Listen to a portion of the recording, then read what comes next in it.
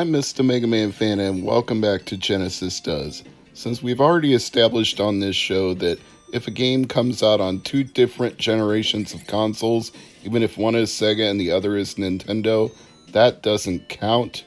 It has to be on the same generation console for it to be disqualified as Genesis does what Nintendo don't.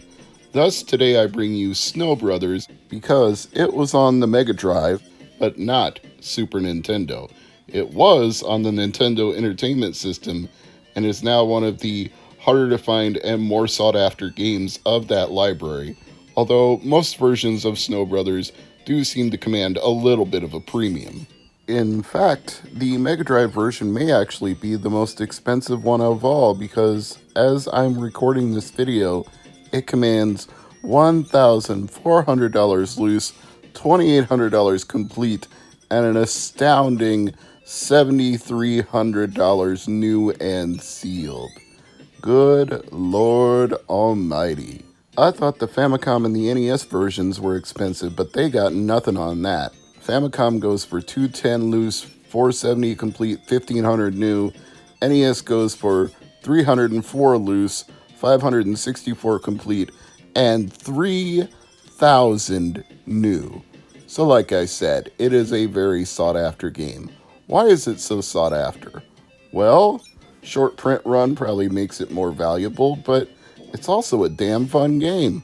The Mega Drive version even adds a story of sorts that's not present in some of the other versions.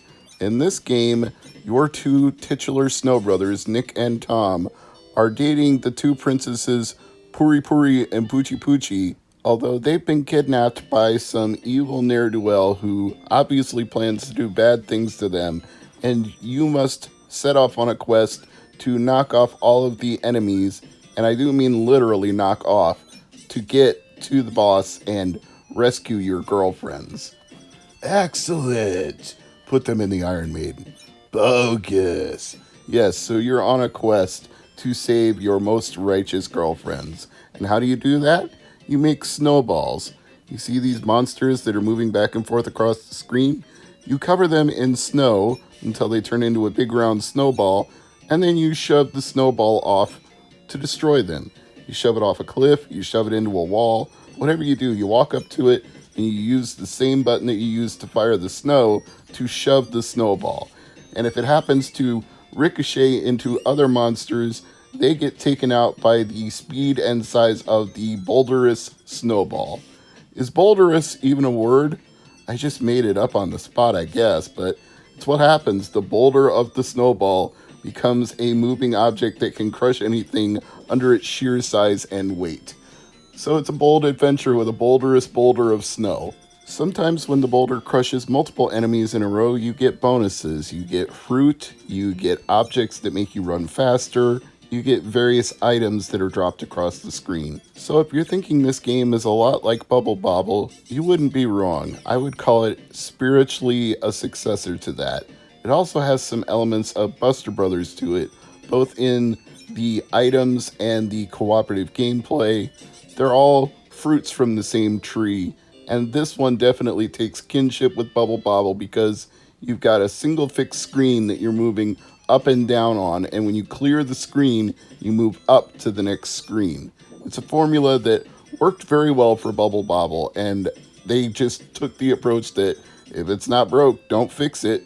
Just iterate on it and make it fun. Now that I've given you my explanation of the game, let me give you some Wikipedia information about the game, which hopefully is accurate and up to date. Toaplan, yes, the famous developer of such games as Tatsujin and Zero Wing, was the original developer of the arcade game, which released in 1990 in Japan, then in North America thanks to Romstar, and later it made its way to Europe. A sequel called Snow Brothers 2 with New Elves was released by Hanafram in 1994 and is considered to be the last Toaplan game prior to that company's closure. A new company named Tatsujin has sprung up in its place and bought all of the intellectual property of Toaplan, taking their name from that game, and Tatsujin is the one that did all of the re-releases of games like Zero Wing through limited run games, Castlemania games, etc., etc.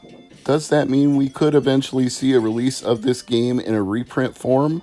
I wouldn't make it out of the question, especially since it was a Mega Drive exclusive that never got released in the United States, as was Zero Wing. It came out in Europe but not the United States, so there could be a market for releasing a reprint of Snow Brothers, especially considering the premiums that it commands on the reseller market. Although, there is a much more affordable way to play this game. If you import a Mega Drive Mini from Japan or Asia, Snow Brothers is one of the games included on that version that was not included in the North American version of the Genesis Mini. Obviously, an even cheaper way would be to not pay for it at all by playing it in emulation. You have lots of options, and I'm not telling you what to do, and I'm not telling you to bootleg games, but I would definitely say don't spend $3,000 or $7,000 on a sealed copy of this game on any platform. I think you can play it in emulation rather than do that, or you can buy a Mega Drive Mini rather than that. You don't need to spend that kind of money unless you've got Bill and Melinda Gates money and just have nothing else to do with it. But then by all means do what you want. But let's go back to Wikipedia for a second and see all the different platforms this came out on other than Super Nintendo. A Snow Brothers for Amiga was created by Ocean France, the French division of Ocean Software that also did other arcade conversions like Pang and Rainbow Islands, The Story of Bubble Bobble 2. Good coincidence there, since I already referenced that this is a very Bubble Bobble style game. Ocean Software acquired the license after the European Computer Entertainment Show in September 1990, while work on the port began immediately as soon as programmer Pierre Audin finished converting Pang. So they were very hot to get this game on the Amiga. They were reportedly able to get it close to arcade speed and even add cutscenes between stages, but they had to sacrifice a few frames of animation to make it work, and co-op play was removed. So perhaps not the perfect version, but one that seems to be well met and well liked. The name of the Game Boy version was changed to Snow Brothers Jr., developed by Dual, and first published by Naxit Soft, which, as we know, Naxit is an anagram of Taxon, on May 24th, 1991. Then later, Capcom released it in North America in January of 1992. And again, it is single player, not co-op. The NES version was developed by Softhouse and released by Capcom in North America, November 1991. Then in Japan, December of the same year, and got a release after both of them in Europe. The Mega Drive version came out in Japan May 28, 1993, and it features a new opening story as well as 20 additional levels after the original 50. ISAC Entertainment also released a version for iOS and Android in 2012. There are some ports that never saw the light of day. Ocean Software had planned to make it for the Amstrad, the Atari ST, the Commodore 64, and the ZX Spectrum, but none of those conversions were officially released by Ocean Software. Apparently, even the Amiga version is a bootleg of sorts because Ocean Software didn't officially release it, but a ROM leaked online in 2006, so I really don't understand the organization of this Wikipedia article. I would have put the information about the Amiga version after the fact that it was an unreleased port and not before. But that was their choice. Reception for the different versions that were released seems to be all over the map. NES scores range from 84 out of 100 to 26 out of 40 to 19 out of 25. It looks like the Mega Drive version got some of the lower scores, but also some of the higher scores, as high as 91 out of 100 and as low as 59%. The Game Boy version is perhaps the most contentious of all. One site gave it 90 out of 100, and another gave it 32 out of 100. It's just mind-boggling that there's no kind of consensus on any of these whatsoever. But for me, the Mega Drive version is probably the most fun of all the ones I've played. I'd say the NES version is a very close second, and I would put anything below that as all being tied at third place. So the only two I really play are the Mega Drive version and the NES version. Just not that into Snow Brothers Jr. It's trying very hard to do things that a Game Boy didn't necessarily have the easiest time doing. If you've seen Jeremy Parish's review of Bubble Bobble on the Game Boy, he notes that it's a good game, but it's not really a Bubble Bobble like the arcade game because they had to make concessions to the monochrome colors, the screen size, and the limited power of the handheld, so it became more of an adventure platform game as opposed to the straight up and down capture the enemies in bubbles and destroy them. And Snow Brothers Jr. has to make its own concessions to the same limits, albeit in a different way. Either way, Game Boy games were often known for that, but sometimes that is also a strength of the Game Boy as opposed to being a weakness.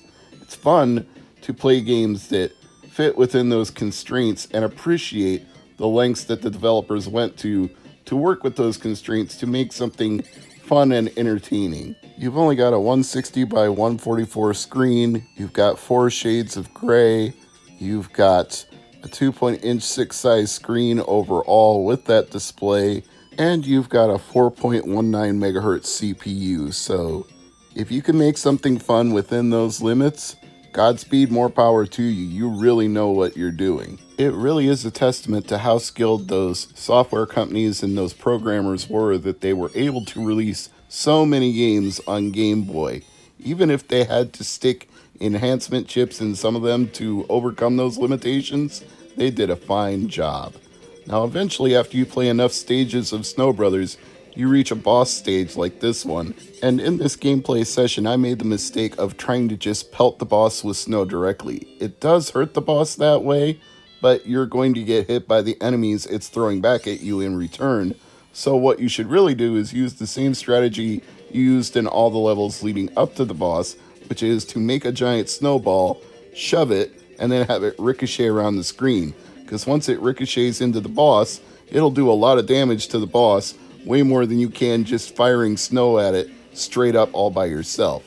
You see there, it's bouncing off the walls, it's bouncing into the monster, and it is taking it down shot after shot. When I got greedy there and tried to shoot it directly, I got whacked by another monster. There's a lesson in that. Don't do it, no matter how tempted you are.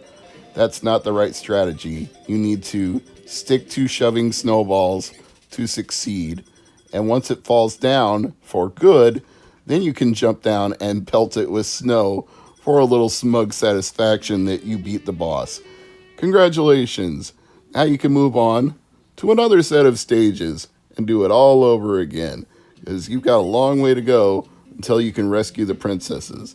And now they've introduced a new challenge. There are slopes in this level. It's not just straight up platforming. You have these angled walls that enemies can move up or down and that the snowballs can slide down or up. So you have to adjust your gameplay style just a little bit to overcome this new wrinkle to the game. That's about all I have for you on Snow Brothers this week. If you've never played it before, try any version of it. There are plenty out there, but I definitely recommend the Mega Drive version. I think it's a lot of fun. I'm Mr. MegaManFan. As always, I appreciate your support here on the channel. If you're not a subscriber, please click that subscribe button. It does help out more than you think, as does any kind of engagement, whether it's liking the video, sharing it, or commenting. Thanks for watching.